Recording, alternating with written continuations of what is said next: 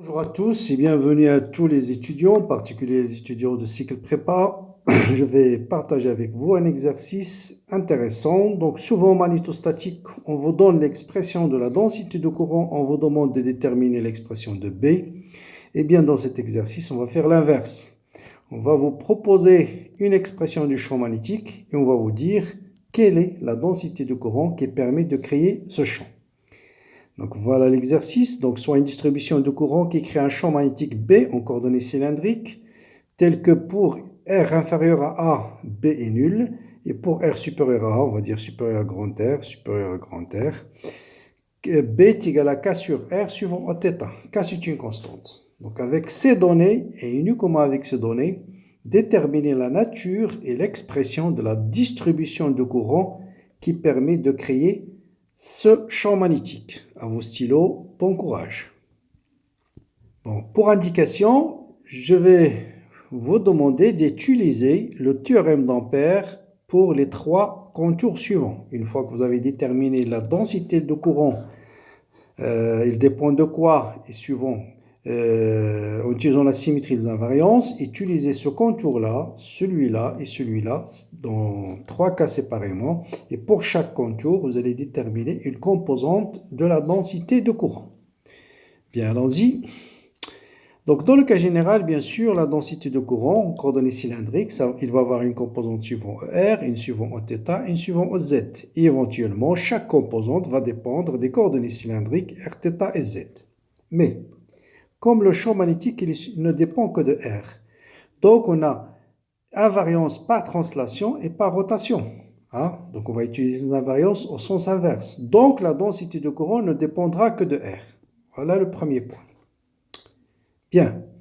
Maintenant, pour déterminer quelles sont les composantes non nulles, je vais utiliser le théorème d'Ampère sur les trois contours indiqués. Donc, le premier contour, c'est un contour ABCD. Bon, que j'ai orienté ADC, donc on va dire A, contour ADCB. Je l'ai orienté dans ce sens, juste pour avoir D de S suivant ER. Donc là, c'est un angle d de θ, un angle d de θ. Ici, c'est R. Donc R est constant. Donc c'est un élément de surface d'un cylindre latéral. Et Z ici. Ici, Z plus d de Z.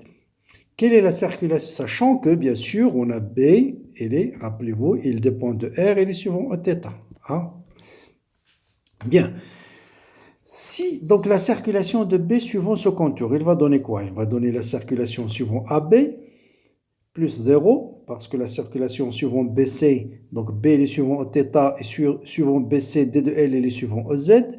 Là, D de L il est suivant EZ, donc il va nous rester juste la circulation suivant AB suivant DC.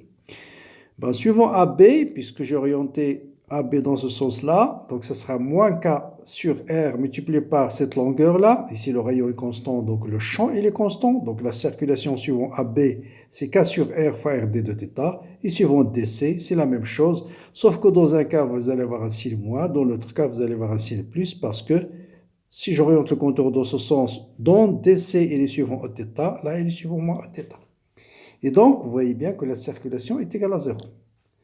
Bien. D'après le théorème d'Ampère, ça sera mu0 fois l'intégrale de JD de S. Bien. J, on a dit, pour cet élément de surface, qu'est-ce que c'est qu'un élément de surface ici? Ou bien cet élément de surface, carrément, c'est RD de θ. Donc, c'est RD de θ multiplié par D de Z. Et il est suivant quoi? Il est suivant ER. Hein? D'accord? Donc, J scalaire D de S, donc J scalaire D de S, le seul terme qui va rester, c'est J indice R fois D de S. Donc, il va me rester J indice R multiplié par cet élément de surface qui est R fois, qui est bien sûr R, G surfacique fois D de S, et D de S, c'est R D de θ, D de Z. Or, la circulation de B, elle est nulle, donc je vais déduire tout de suite que G ne peut pas avoir une composante suivant ER. Hein? J'espère que c'est clair. Bien, maintenant je vais prendre un deuxième contour, cette fois-ci d'épaisseur D de R et de hauteur H, ou bien de hauteur D de Z, que j'oriente arbitrairement BC, DA, B. Bon, là, la circulation, elle est nulle. Pourquoi? Parce que D de L, il est ou bien suivant ER ou bien suivant EZ, et B, il est suivant Eθ, donc la circulation est nulle. Donc, quel est le flux de J à travers cette surface? Donc, bien sûr, là, le J scalaire D de S, il va nous rester quoi? Bon, cet élément de surface, il est suivant Eθ, donc il va nous rester J indice θ fois D de S. Donc, il va me rester D de S, J indice θ fois D de S, qui est D de R, D de Z. Donc, là aussi, je déduis tout de suite que G indice θ égale à 0. Dernier contour, c'est un contour d'épaisseur D de R. Là, vous avez un angle D de θ.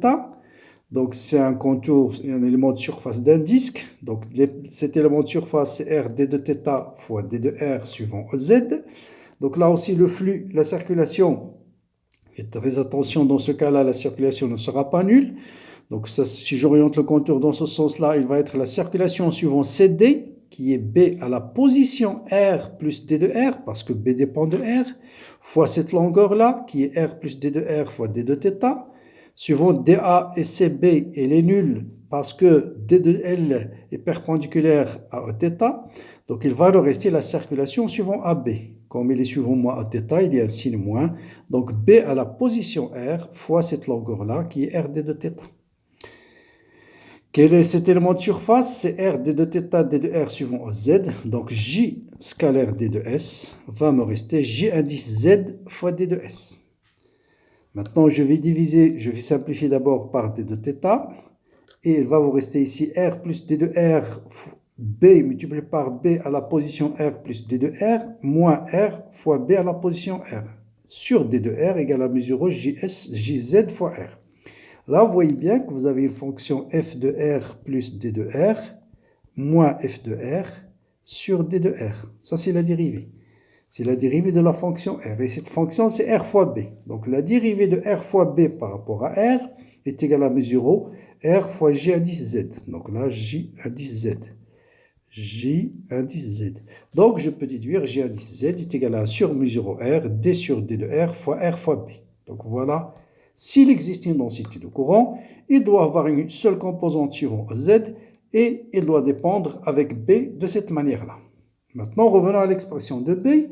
On nous dit si R est inférieur à grand R, B égale à 0. Donc, si B égale à 0, ici c'est B indice θ, je peux le laisser B. Donc, si B égale à 0, bien sûr, G de Z égale à 0.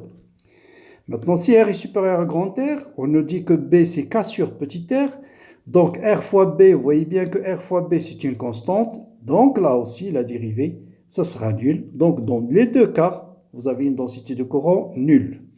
Donc, les trois contours me conduisent à dire que c'est impossible d'avoir une densité de courant volumique pour créer un champ qui a cette structure-là. D'ailleurs, vous voyez que le champ est discontinu, donc obligatoirement, c'est une densité de courant surfacique qui va le créer. Mais ça, on l'a montré. Bien, la densité de courant est donc surfacique. Maintenant, pour déterminer l'expression de G, il suffit d'utiliser la relation de continuité de B à la surface pour petit r égale à grand R. Donc, B dans le milieu 2 moins B dans le milieu 1 est égal à mesure G surfacique vectoriel N12. N12, c'est le vecteur normal dirigé de 1 vers 2. Donc, N12 dans notre cas, ce sera le vecteur ER.